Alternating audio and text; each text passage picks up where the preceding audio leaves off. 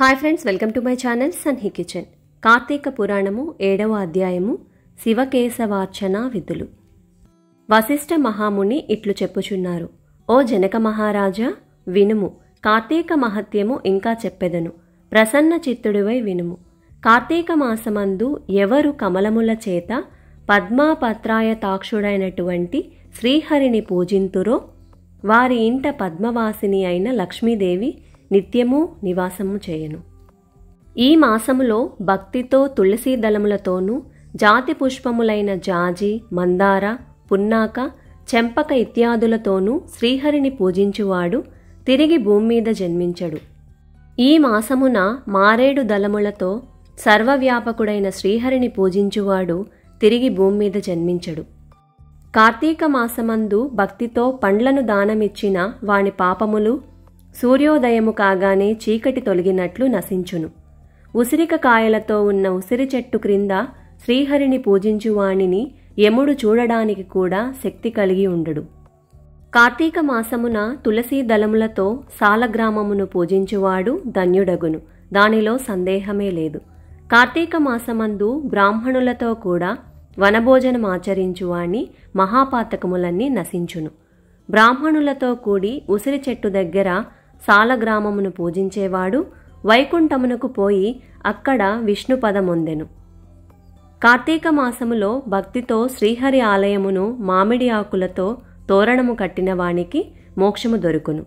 శ్రీహరికి అరటి స్తంభముతో గాని పువ్వులతో గాని మండపాన్ని నిర్మించి పూజించిన వారికి వైకుంఠమందు చిరకాల వాసము కలుగును.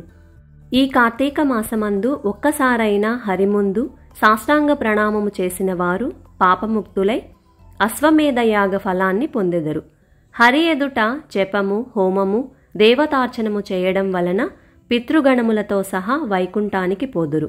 ఈ మాసము స్నానము చేసి తడిబట్టలతో నున్నవారికి వస్త్రదానము చేయువాడు 10,000 అశ్వమేధ యాగములు చేసిన ఫలాన్ని పొందెదడు. కార్తీక మాసమందు విష్ణువు యొక్క ఆలయ శిఖరమందు ధ్వజారోహణ చేయువాని పాపములు గాలికి కొట్టుకుపోయిన ధూళివలే నశించును. ఈ మాసములో నల్లవి కాని తెల్లవి కాని అవిసె పువ్వులతో శ్రీహరిని పూజించిన 10,000 యజ్ఞములు చేసిన ఫలము కల్గును. ఈ మాసములో బృందావనమున ఆవుపేడతో అలికి రంగవల్లులలో శంఖ పద్మాలను తీర్చిదిద్దిన మగువ శ్రీహరికి ప్రియురాలగును. కార్తీక మాసమున విష్ణు భగవానుని ఎదుట నందాదీపము అర్పించిన ఫలమునకు ప్రమాణము ఇంతింతని చెప్పుటకు బ్రహ్మకు కూడా సఖ్యము కాదు. నందాదీపము అనగా ప్రతిపత్తిది, షష్ఠితిది, ఏకాదశి తిథులందు సమర్పించు దీపము. ఈ నందాదీపము నశించినచో వ్రతభ్రష్టుడగును. కాబట్టి నువ్వులతో, ధాన్యముతో, అవిసి పువ్వులతో కలిపి నందాదీపమును శ్రీహరికి సమర్పించవలెను. కార్తీక మాసమందు శివునికి జిల్లేడు పువ్వులతో అర్చన జరిపినవాడు చిరకాలము జీవించి చివరికి మోక్షము పొందగలడు. కార్తీకమందు విష్ణాలయమందు మండపంలో భక్తితో అలంకరించేవారు హరిహర మందిర స్థాయిని పొందెదురు. ఈ మాసములో మల్లె పువ్వులతో శ్రీహరిని పూజించువాని పాపములు సూర్యోదయాంతరం చీకటి వలె నశించును. తులసి గంధముతో సాలగ్రామమును పూజించువాడు పాపముక్తుడై విష్ణులోకాన్ని చేరగలడు. హరి సన్నిధిలో స్త్రీగాని పురుషుడుగాని నాట్యము చేసిన పూర్వజన్మ సంచితమైన పాతకములు కూడా నశించును. ఈ మాసంలో భక్తితో అన్నదానమాచరించువాని పాపములు గాలికి కొట్టబడిన మబ్బువలే తొలుగును. కార్తీక మాసమందు తిలాదానము, మహానదీ స్నానము, బ్రహ్మపత్ర భోజనము, అన్నదానము అను 4 ధర్మములు చేయవలెను. ఈ మాసమందు దానము, స్నానము యథాశక్తిగా చేయనివాడు 100 జన్మలు కుక్కగా పుట్టి తరువాత చండాలుడగును. స్త్రీగాని పురుషుడుగాని కార్తీక వ్రతమాచరించనివాడు గాడిదగా ముందు జన్మించి తరువాత 100 మార్లు కుక్కగా జన్మించును. కార్తీక మాసములో కడిమి పువ్వులతో శ్రీహరిని పూజించిన సూర్యమండలమును దాటి స్వర్గలోకమునకు పోవును.